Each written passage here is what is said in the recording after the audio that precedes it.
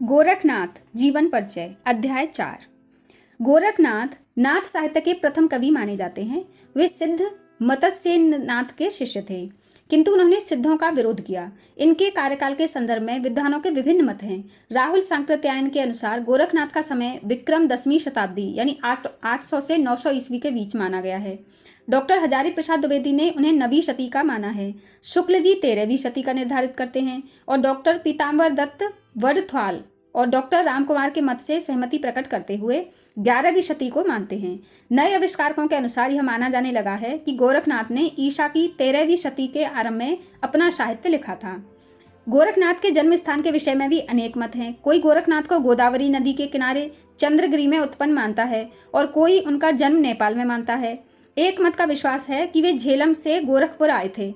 दूसरा मत मानता है कि गौरक्ष सहस्त्र स्तोत्र के आधार पर वे वड़व में उत्पन्न हुए थे। इस संबंध में डॉक्टर रांगेय राघव उन्हें पेशावर के निकट गोरखपुर में उत्पन्न मानते हैं। इन मतों के आधार पर यह कहा जा सकता है कि पश्चिमोत्तर भारत में ही कहीं उनका जन्म स्थान होगा। गोरखनाथ की जाति के संबंध में विद्वानों में मतभेद हैं, किंतु डॉक्टर हजारी प्रसाद द्विवेदी और डॉक्टर प्रहलाद जोशी, डॉक्टर रांगेय राघव आदि विद्वानों ने इन्हें ब्राह्मण कुल में उत्पन्न हुआ माना है। डॉक्टर अशोक प्रभाकर का मत है कि महाराष्ट्र में प्रचलित एक कथा के अनुसार जयश्री नामक नगर के सदबोध नामक ब्राह्मण की वे संतान थे। इनकी माता का नाम सदव्रती था। मतानुसार इस ब्राह्मण दंपति को मत्स्येन्द्रनाथ की कृपा से पुत्र की प्राप्ति हुई थी। बाद में वे गुरु मत्स्येन्द्रनाथ से शिक्षा ग्रहण कर उच्च कोटि के विद्वान और योगी बन गए। गोरखनाथ के चरित्र के संबंध में डॉक्टर रांगेय राघव का मत है कि गोरखनाथ का चरित्र बहुमुखी था और प्राय कहीं भी वे निर्बल नहीं थे, मतलब उनमें कोई कमजोरी नहीं थी, एक स्ट्रॉन्ग पर्सनैलिटी थे। स्त्रियों के प्रति उनके हृदय में श्रद्धा थी, तभी उन्हें माता के समान आदर देते थे।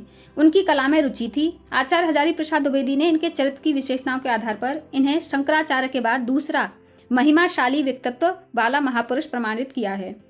गोरखनाथ की मृत्यु के संबंध में विद्वानों में मतभेद हैं। श्री ज्ञानेश्वर चरित्र के आधार पर इनकी मृत्यु महाराष्ट्र में हुई थी।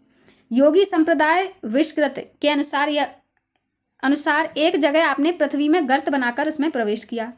वह स्थल सारहदी पेशावर नगर के समीप है। वृत्तांत के अनुसार स्मारक स्वरूप यहाँ प्रत्येक रविवार को हिंदू मुसलमान लोगों का मेला भी लगता है।